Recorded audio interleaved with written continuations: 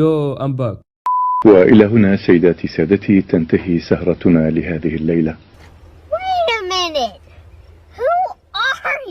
عسلامة ومرحبا بكم الناس الكل في فيديو جديد. ان شاء الله تكونوا بخير، ان شاء الله جاكم باهي، ان شاء الله يا ربي الامور تمام. باش تحب نقنعكم اللي السيد هذا هو نفسه هذا. المشكله اللي السيد هذا يحطم في ارقام قياسيه في تاريخ الراب التونسي. هذا وصل يحطم في ارقام قياسيه ديجا عملها هو قبل. معناه من غير ما نطول عليكم السيد يكور حتى كان باش نقارنوه باقرب المنافسين ليه كيما علاء وكازو ونوردو نلقاو بعيد عليهم برشا في الفيو. سمارة في عام 2023 وفي 12 شهر بالضبط هبط 50 غنية. توا نحن في 2024 ومازالوا في 4 شهور بيشوفها بريس. سمارة مهبط 51 غنية ديجا، معناه حتى الرقم القياسي اللي عملوا عمناو واللي ديجا هو حتمه في تاريخ الراب التونسي من الاول. الله يسي عليها دخت في مخي. شنو باش نحطكم في الصوره للعباد اللي ما تفهمش برشا في الراب. الرابور العادي يهبط 15 غنية في العام، ماكس يوصل ل 25 غنية في صوره عنده البوم. هذا باش نحكي لكم حكايه سمارة في الفيديو هذا كيفاش بدا. اما قبل ما نبداو لازم الفيديو هذا يعمل اقل حاجه 100 لايك باش نكملوا في السلسله هذه. حابين نقول لكم اللي عندي برشا فيديوهات من النوع هذا على رابورات توانسه وعربيين وحتى عالميين، وديجا حكيت قبل على كازو وعلاء، وفيديو هذا اخترت نحكي على سمارة. سامح الرياحي نورمالمون يكون عمره 28 سنه، بدا الراب نعم 2012 كيما اي واحد ما عندوش الامكانيات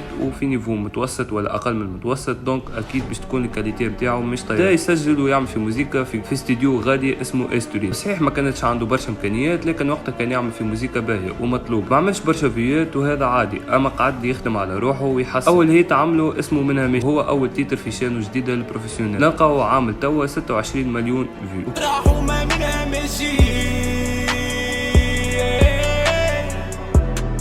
كل مرة كان يعمل هيت كيما نقدر فيك باش تسوى فلوسي يا حومة وغيره، ولا اسم سمارة يكبر بشوي والموسيقى نتاعو ماشية وتتسمع أكثر. لين نجيو العام 2018 وسمارة في العام هذا باش يعرف نقلة في حياته على خاطر يهبط اغنية يسميها مدايم، والاغنية هذه فاتت له 100 مليون مشاهدة في وقت قياسي. مدايم والمشكله الاغنيه هذه هبطها بعد ما توقف. لكن خلينا نرجع بكم شويه بالوقت. قبل اغنيه مدام والو ديجا وقتها كان يعمل في شويه هيتات كيما برا شيخ ويامي وغيرها من الغنيات اللي فاتوا له 10 مليون مشاهده في الوقت هذا. وتوا نرجع بكم من مدام والو بعد ما هبط الاغنيه هذه بريود قصيره يعاود يتوقف، بعدها يقف. لا بالطبيعه السيد هبط تيتر اخر سماه الموندو، ونفس الشيء كيف فاتت له 100 مليون مشاهده. ولكن كان تدخلوا توا على القناه نتاعو وتكتبوا الموندو والا مدام والو مش باش يخرجوا لكم خاطر تفصل. مسلسل سمارة والحاكم ما يقفش، بعد اغنيه الموندو بريود قصيره يعاود يتوقف ويعاود يخرج من الحبس ويهبط اغنيه عملت 54 مليون مشاهده، ونسيتو الانساني اكثر من 50 مليون مشاهده، وقعد ينتج في برشا اغاني كيما فات الفوت وغيرهم كلهم هيتات وكلهم يفوت له 10 مليون مشاهده. وبعد بريود قصيره يجي اوفر نتاع خدمه في دبي، يمشي غادي سمارة يخدم على روحه، وبعد بريود قصيره توقف حتى في دبي. السيد عامل مسلسل فيلم مع الحاكم، يرجع سمارة لتونس مع برود اسمها سيزار ارت برودكشن مع سليم اللي اكيد ولا غنيه على التعريف، ويدخل دخول بقوه دون مقدمات. برشا هيتات كيما حومه سخونه، جو ميرسي لافي، زيد الويسكي، بارانويا، الوس كذابين. اقل غنايه فيهم عامله 30 مليون مشاهده، ولودامو مينيموم ديجا فاتوا 90 مليون مشاهده. وبعد يهبط غنايه قلبي اللي نلقاوها عامله توا اكثر من 135 مشاهده.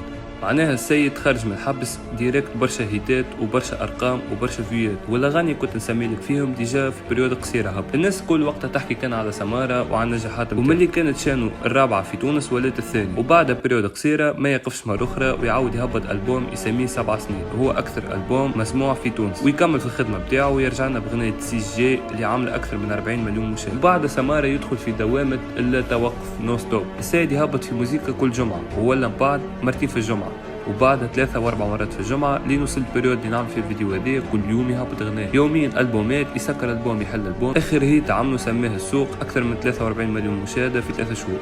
وحبيت نقول لكم اللي سمارة قال بار عجبني برشا، هذا كل ما جاش بلاش، هذا كله تعب سنين، هذا كل ما جاش بلاش، هذا كله تعب سنين. بالحق خاطر الشيء اللي تعدى بيه مش بالسهوله هيك. السيد توقف برشا مرات وصاروا له مشاكل مع الحاكم زاده برشا مرات، والعباد ضحكت عليه في بداياته حتى هو في القمه. باللي تكره سمارة وباللي ما تحبوش مستحيل ما عندكش عنده اغنيه تعجب. هذاك علاش الفيديو هذا اخترت نحكي على سمارة. حبيت نحكي لكم كيفاش من الفقر وصل للنيفو اللي هو فيه توا. اكتبوا لي شباب رايكم في الكومنتات، واكتبوا لي شكون الرابور اللي تحبوا نعمل على الفيديو الجاي. هذا كان الفيديو نتاعنا، ان شاء الله يكون عجبكم. تنساوش اللايك والابوني. انتي with the next video. قبل ما تحكي ما يعطيني فلوس من اللود.